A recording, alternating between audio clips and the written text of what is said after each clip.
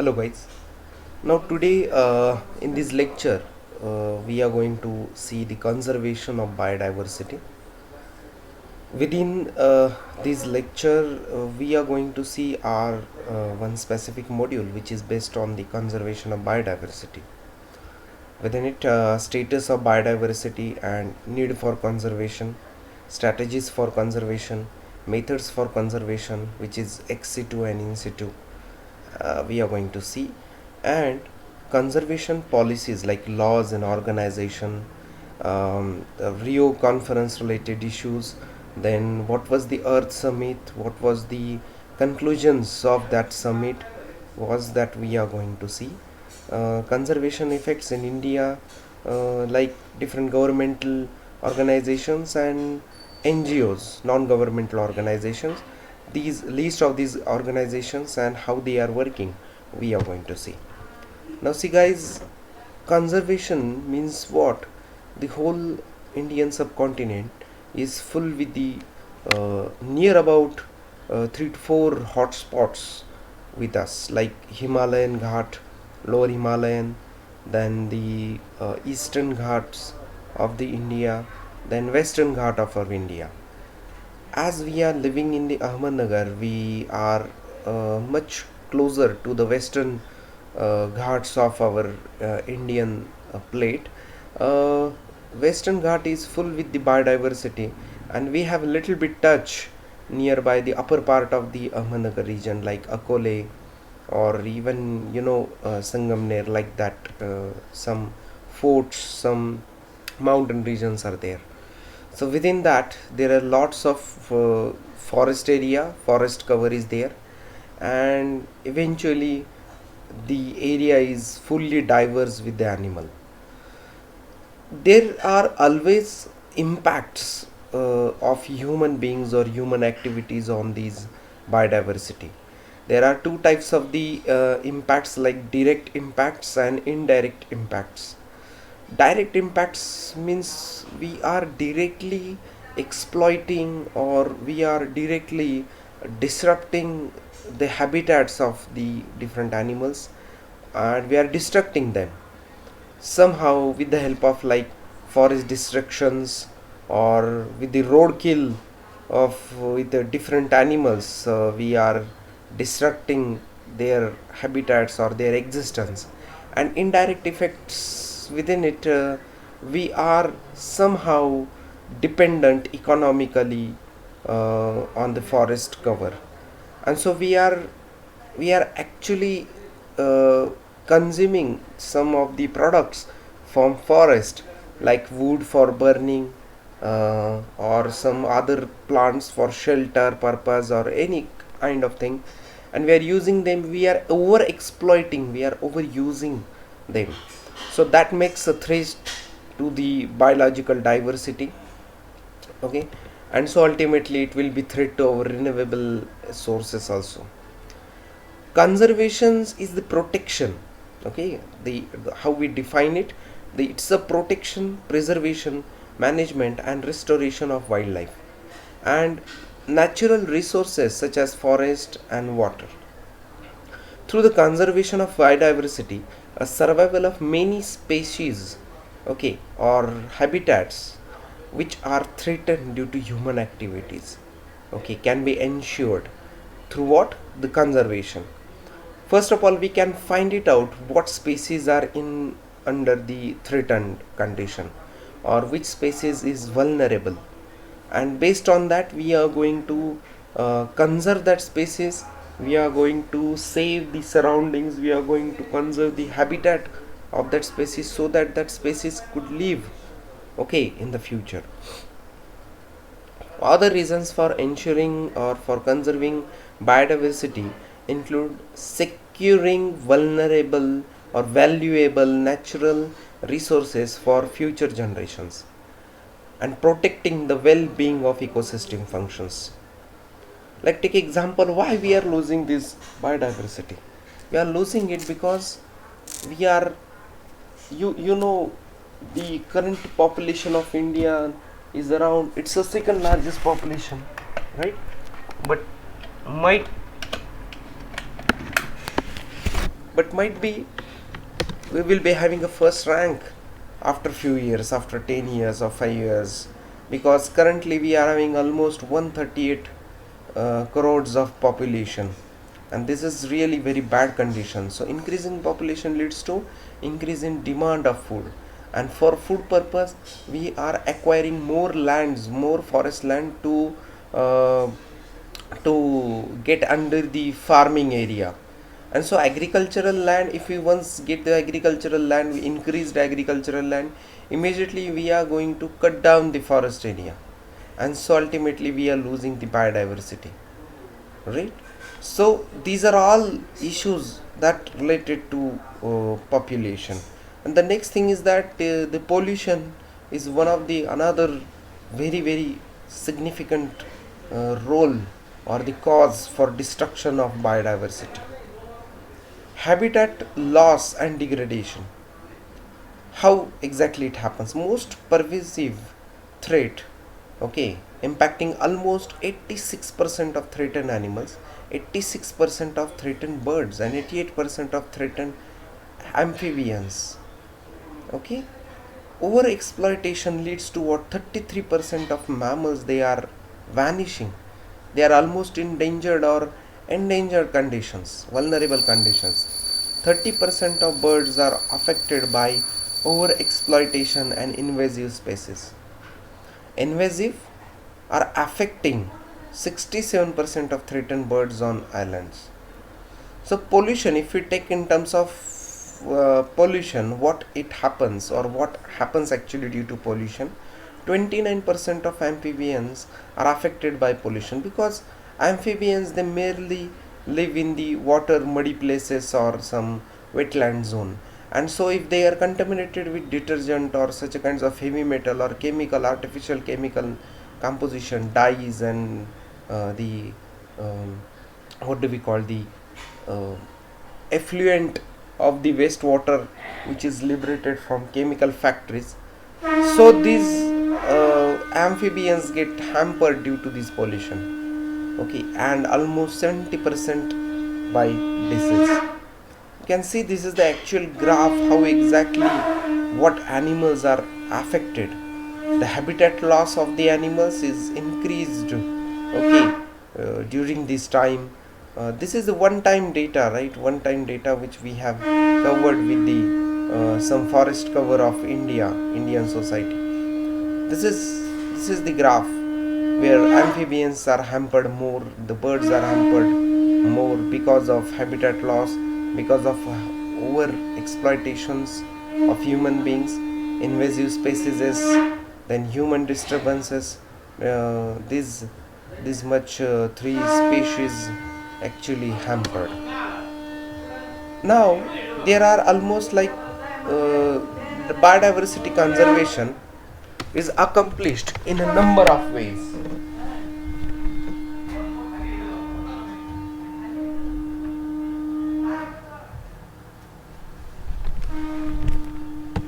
There are almost two types of conservation. The one is natural home, that's what we call it as in situ conservation, and the other one is ex situ, that is artificial home. If you see, in situ conservation means in their home only, like wildlife sanctuaries, national park, biosphere reserves. These are certain kinds of types which comes under in situ conservation. And in ex situ conservation, the seed bank, the zoo, okay, and the botanical garden, that means the human made the conserved area, human made some area, within it these animals are living or maintained or nurtured, okay. It is the conservation of habitat, species, and ecosystem where they naturally occurs, okay. It's a in situ conservation. Natural process and interaction are conserved, as well as the elements of biodiversity is also conserved, because in situ conservation there are million factors involved to maintain that species. The habitual environment is maintaining. If they are hunting, then their prey and predator relationship is also maintaining. It is the process of protecting an endangered plant and animal species in its natural habitat, either by protecting or cleaning up the habitat itself or by defending the species from predators. Biodiversity at all its level, genetic species or the intact ecosystem can be the best preserved in situ condition. Okay, in spite of ex situ, by setting aside an adequate representation of wilderness as the protected areas. So we are making protected areas. There are almost like 6 tiger reserves, national parks are there in the Maharashtra. So you need to find it out, what are they. I'll just name them, some of them, like Tadoba Andhari Tiger Forest Reserve or the Tadoba Andhari Tiger Project National Park, then Melghat National Park, Pench National Park, okay, Sahyadri Vyagra Prakalpa, like Sahyadri National Park. Then there are almost like more extra 3 that you need to find it out. So what are different types, like national parks are there, wildlife sanctuaries are there, and biosphere reserves are there. Such a network would preserve the total diversity of life of the region. So within that, if some human existence are there within these 3 things, like some villages, some societies, some human existence are there, if they are living, first of all government has to take care of these societies. If they are able to move from one place to another, then the government should do such activities to remotely to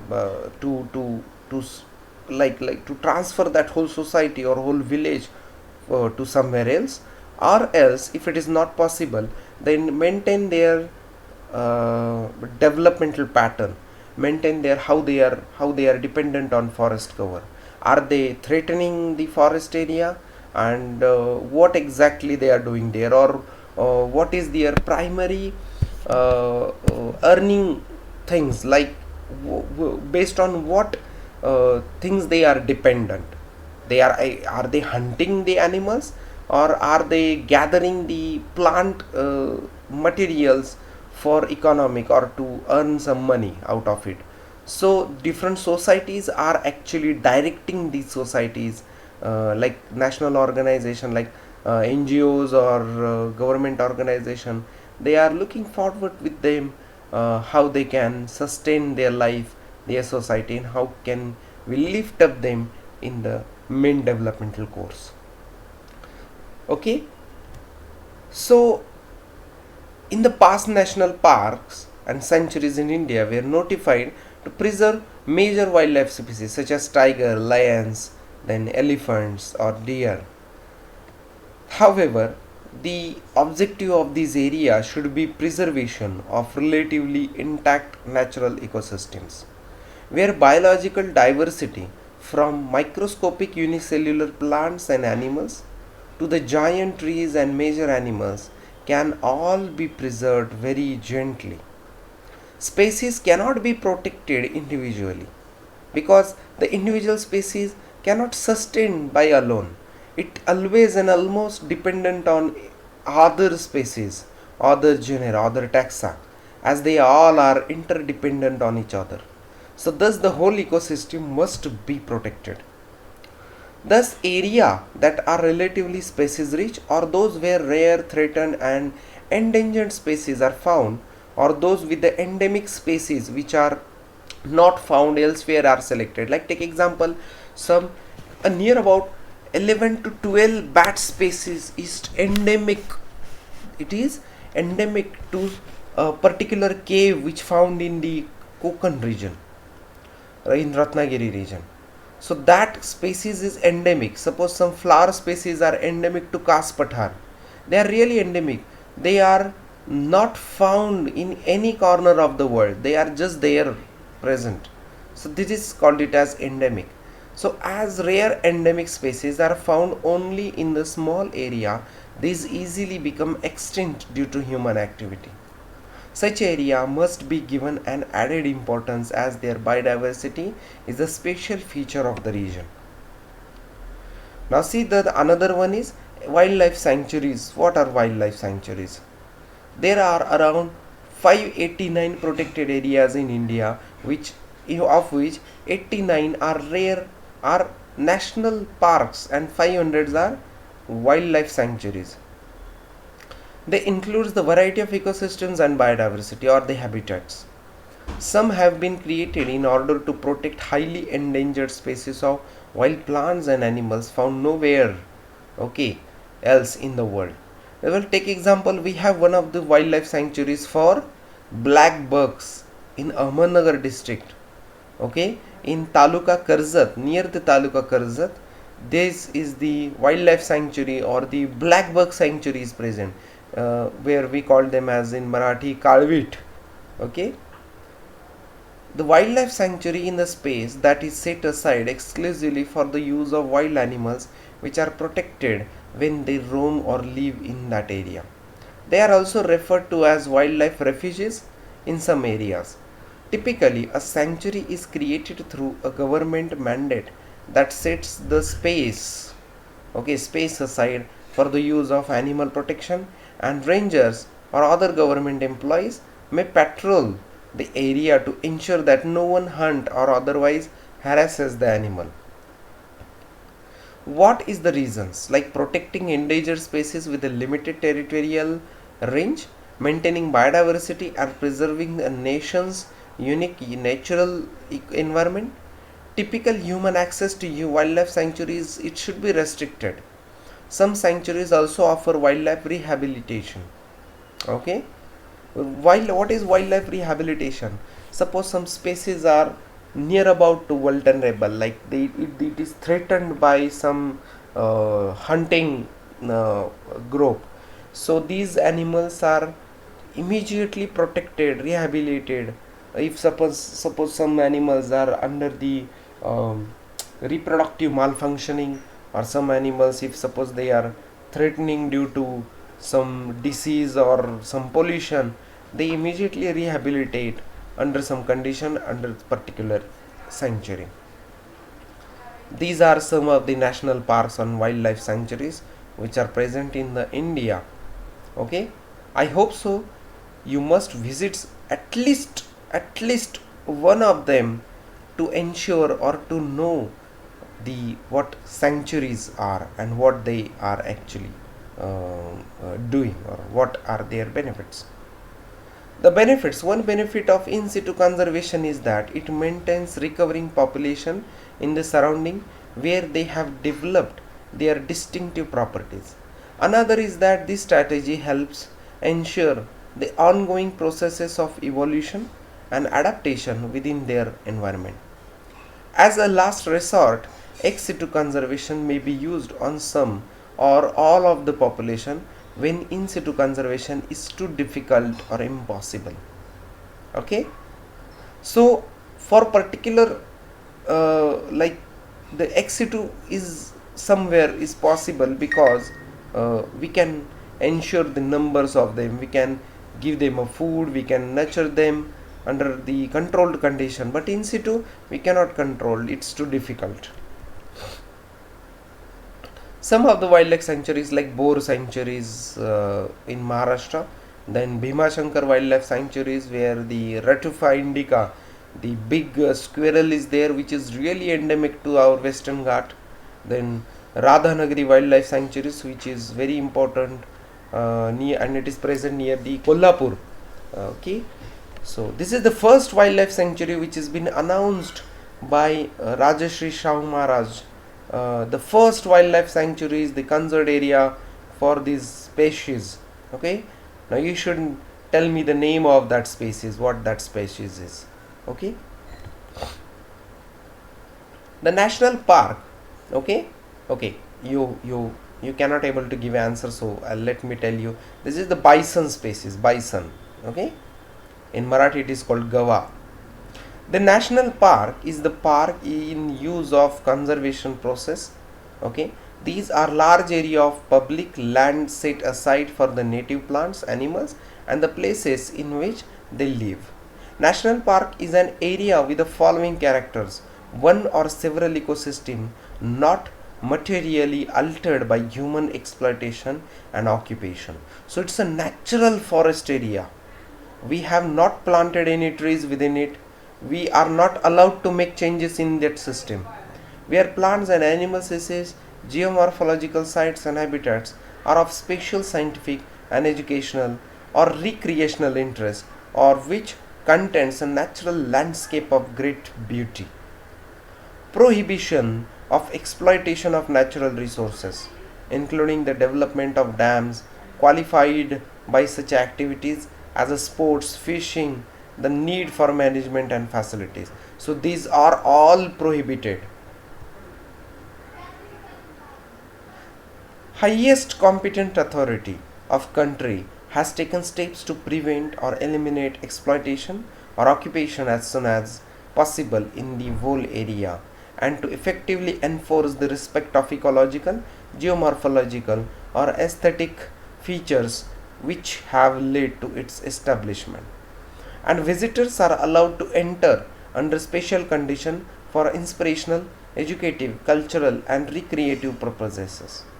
Okay, so this is one of the Jim Corbett National Park in Uttarakhand, which is specific for tiger reserve. It is the first national park in our India, okay, which is established and which is named after the Jim Corbett, because his dedication and his work on the tiger reserves, tiger anatomy and all species is very great in perspective of India. So this is the wildlife sanctuary from Melghat and Tadoba region. I hope so one day definitely will go there to visit once the corona over. So this is how we do the survey. There are trails happens within the gypsies which is arranged by the government, and immediately in the early in the morning we can able to see such a species, tiger species roaming around the national park. Okay, so here some national parks are there in Maharashtra. I told you that around 5 national parks are there, but the another one, sixth one is there is the Sahyadri Vyaghra Prakalpa, it is which is here, which is not mentioned. Okay, the Gugamal National Park, it is the youngest national park, Gugamal in Amravati. The Pench National Park, Navegaon National Park, Tadoba Andhari National Park, and or Sanjay Gandhi Wildlife Sanctuary or National Park. Okay. So basic comparison within the wildlife sanctuaries and national park. What are they? Wildlife sanctuaries is the natural habitats owned by the government or private agency that safeguards the particular species of birds and animals. Now it is the completely protected area which are established by the government to conserve wildlife and also develop them. Okay. What is the preservations? The animals, birds, insects, reptiles, all the conserved within the sanctuaries, including these animals, flora, fauna, landscape, historic objects, they are all conserved within the national park area. What are the objectives? To make sure that viable population of wildlife and their habitats are maintained, and in the national park to protect the natural and historic objects and wildlife area.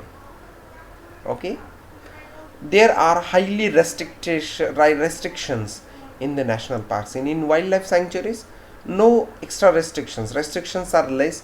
It is open to public also, but it is also open to public but very restricted areas. We need to take a permission when we are entering this place, the national park.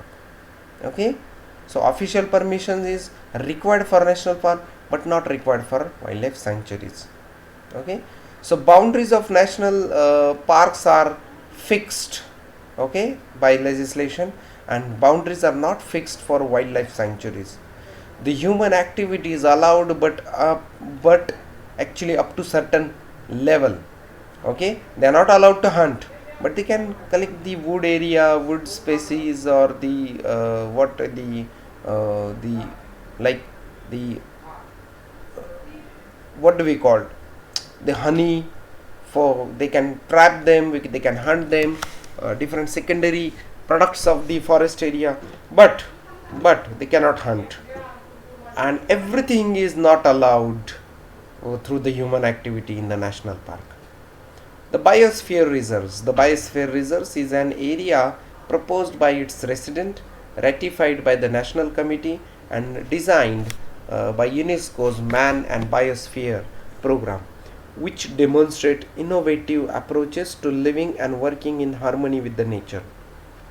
One of the primary objectives is to achieve a sustainable balance between the goals of conserving biological diversity, promoting economic development, and maintaining associated cultural values. So, the term biosphere refers to all of the land, water, atmosphere that supplies life on earth. The word reserve means that it is the spatial area recognized for balancing conservation with the sustainable use. The World Biosphere Reserves Network currently consists of 621 biosphere reserves in 117 countries. The Indian government has established 18 biosphere reserves in India. 18, remember, which protects larger area of natural habitats than the national park and animal sanctuaries. So the biosphere is the greater area. They occupy greater area. Might be some biosphere reserves included national parks or sanctuaries within it. They often include one or more national parks or preserves along buffer zones that are open to some economic uses. Protection is granted not only to flora and fauna of the protected regions but also to the human communities who inhabits these regions and their ways of the life. Animals are protected and saved here. Biosphere reserve zonation, protected areas like, take example, the under the core zone is completely protected area, completely. Might be it contains some 2 3 national parks or only one national park or one reserve sanctuary. So the other area is managed area. You can see over here TRE. These are the kind of area where societies are living and somehow they are engulfing. Okay. The other area is buffer zone, RT. Okay. These are buffer zone, which may be cooperation zone. Might be humans are interfering and other humans apart from the society are interfering, and might be they are dependent. Okay. So this is what the research area, this area, okay, where the educational use we can use, or for some like sustainable use we can use. The M area is monitoring area. It's a core area. We cannot exploit that nature. We can go understand, study the animals, but we cannot exploit their existence. Government initiatives, the government has taken so many initiatives to conserve this biodiversity by making such a stamp, by labeling them with the species, so that the humans or the populations can understand the importance of the species where they are living in. Ex situ conservation, likewise the in situ conservation, it's not always possible because some animals are really extincted.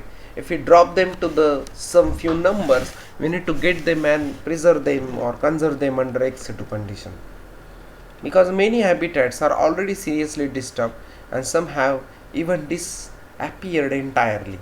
So there are situations in which an endangered species is so close to extinction that unless alternate the methods are instituted, the species may be rapidly driven to extinction. In such cases, the alternative is a ex situ conservation, which consists in preserving the species outside their natural habitats.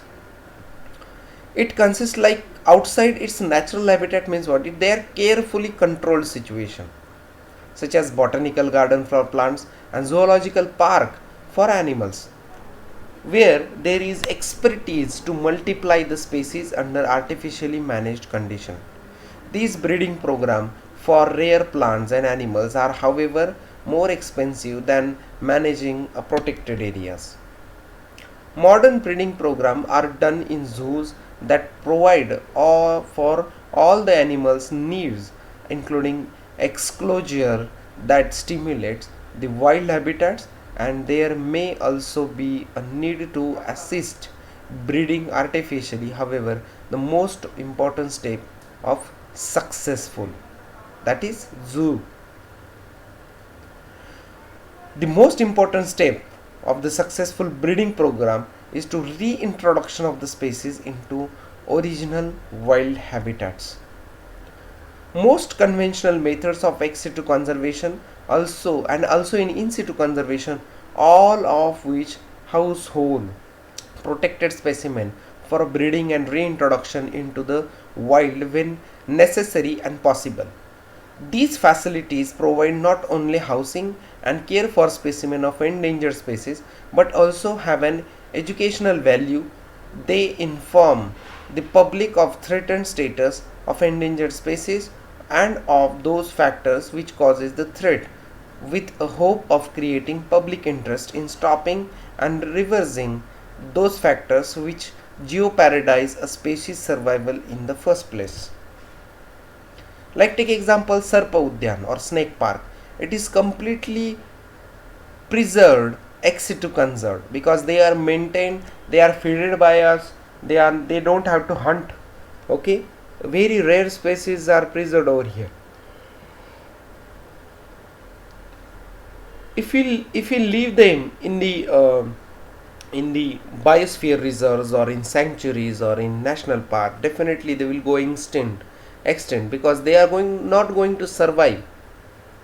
I take example Siddharth Udyan Prani Sangrahalaya, Aurangabad. Okay, so these are maintained in the ex situ conservation. I hope you understand ex situ conservation. Now next one is the gene bank. What is meant by gene bank? There is also another form of preserving the plant by preserving its germplasm, complete genes in the gene bank, so that it can be used if needed in the future. The gene bank are a type of biorepository which preserves genetic material.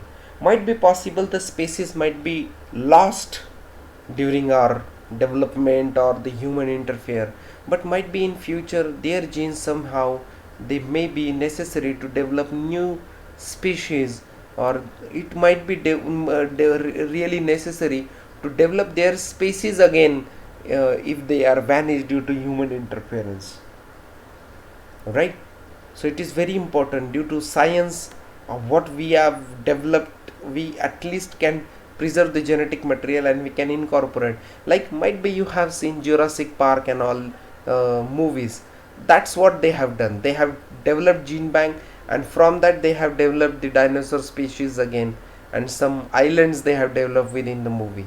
That is very fantastic movie to watch. Just watch them. I hope so nobody escaped that movie. It is very beautiful movie. In plants, this could be by freezing cuts from the plants or stocking the seeds from the plants. In animals, this is freezing the sperm and eggs in the zoological freezers until further needed. This is the expensive process, of course. The the conservation and to store them is again the very expensive process. The storage of seed in the temperature and moisture controlled environment. The techniques is used for taxa with the seeds and that tolerate desiccation.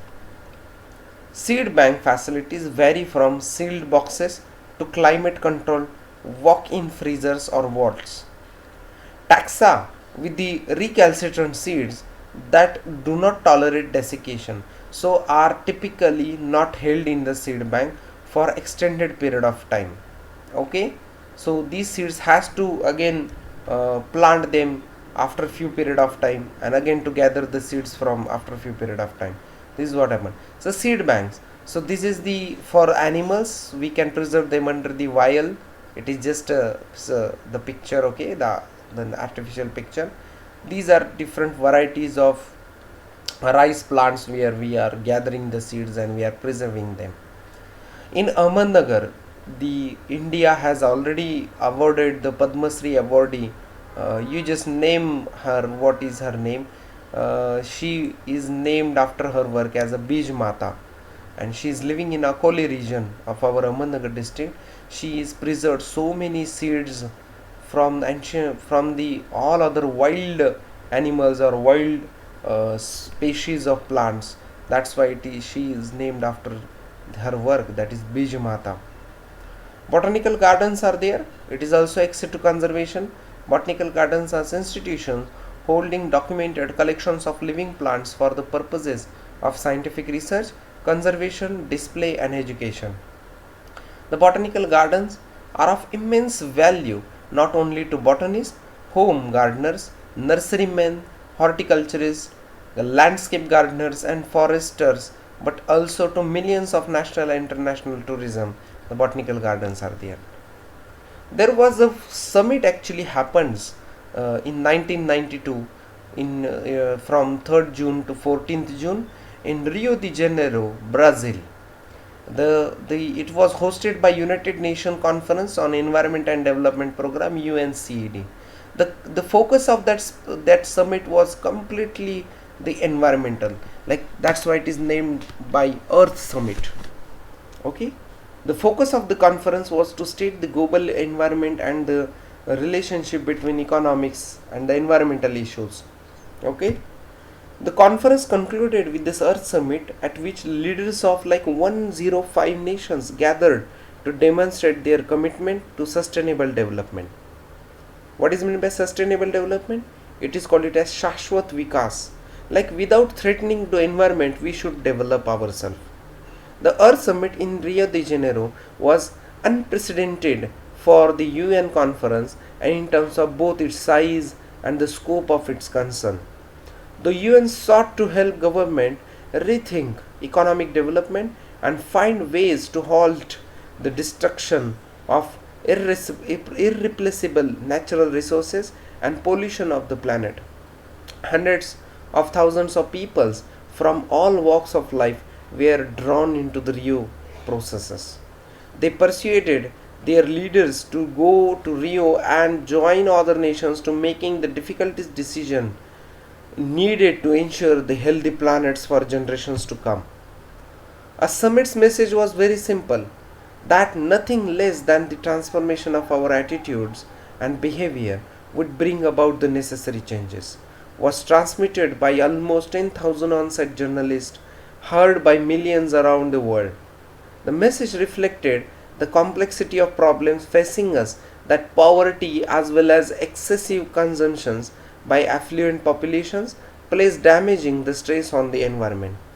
The message reflected complexity of the problem facing us, that poverty as well as excessive consumptions by affluent population place damaging stress on the environment. The government recognized the need for direct international and national plans and policies to ensure that all economic decisions fully took into account any environmental impact. The pattern of production, particularly the production of toxic components such as leads to gasoline, poisonous waste, and are being scrutinized and in the systematic manner by the UN and government alike. Alternative sources of energy are being sought to replace the use of fossil fuels which are linked to global climate change. New reliance on public transportation system is being emphasized, like we are polluting air with the most transporting vehicles. We should reduce the vehicle transmission, we should reduce the emission of the pollution because of transmission. Congestion in the cities and health problem caused by the polluted air and smoke. There is much greater awareness and concern over the growing scarcity of water. Like recently you must have heard that there is a city or whole town declared water free town in the Cape Town area of South Africa. That is very it's a alarming issue. It is the vessel blowing issue to whole world, that the first city is announced himself, we are free from water, no single drop of water is there in the city. It is very tedious condition in the near future. The 2 week Earth Summit was the climax of the process begun in the December 1989 of planning, education, negotiation among all member states of United Nations, leading to adaptation of Agenda 21. Now what is Agenda 21? The Agenda 21 is about the Rio Declaration on Environment and Development, statement of the forest principles, okay, the United Nations framework for convention on climate change, and the United Nations Convention on Biological Diversity. There are different societies has established, like IUCN, International Union for Conservation of Nature, in full International Union for Conservation of Nature and Natural Resources, formerly called World Conservation Union. The IUCN is the world's oldest global environmental organization, and their headquarters is at the Gland in Switzerland. Through its member organization, IUCN supports the participants in the environmental scientific research, promotes and help implementation national conservation legislation, policies, practices, and operates or manages thousands of field projects worldwide. IUCN activities are organized into several theme-based programs ranging from businesses and biodiversity to forest preservation to water and wetland conservation. In addition, a smaller number of special initiatives draw upon the work of different programs to address specific issues such as climate change, conservation, and poverty reduction. IUCN also makes red list for threatened species and endangered species or vulnerable species. It also proposes red data book in the public documentation with which they are creating that red data book for the recording of endangered and rare species including plant, animals, and fungi, as well as some local subspecies which are present in the state or the country. The advantages of red data book: it evaluates total number of wildlife animals present, extincted, and endangered within the area. Extinct and extinct in the wild, these are very important. Critically endangered and endangered vulnerable species, these are the species are threatened with the global extinction. Near threatened species means what? The species close to threatened thousands thresholds or would be threatened without ongoing conservation measures. Least concerned species means species are evaluated with the low risk of extinction, and data deficient means no evaluation because of insufficient data. This is the data through which the society, the researchers go through it. They analyze the data and almost exhibits like they delineate that species in which area the species which comes under the vulnerable, endangered, critically endangered, or the extinct or extinct in the wildlife. Okay, and they all comes under red data book. Role of biotechnology in the conservation is very big. In ex situ conservation, the conservation method of biodiversity and wildlife protection is seldom sufficient process. Almost any species could be preserved ex situ if enough money were devoted to it. Okay, so the whole thing, the biotechnology is giving a very big boon to the conservation. Like it is helpful in making a gene bank, DNA bank, seed bank, tissue culture bank, seedling bank, conservation strands, cryopreservation of ova, sperms, and embryo. Advantages and disadvantages of ex situ conservation method. Very much various advantages and disadvantages are there.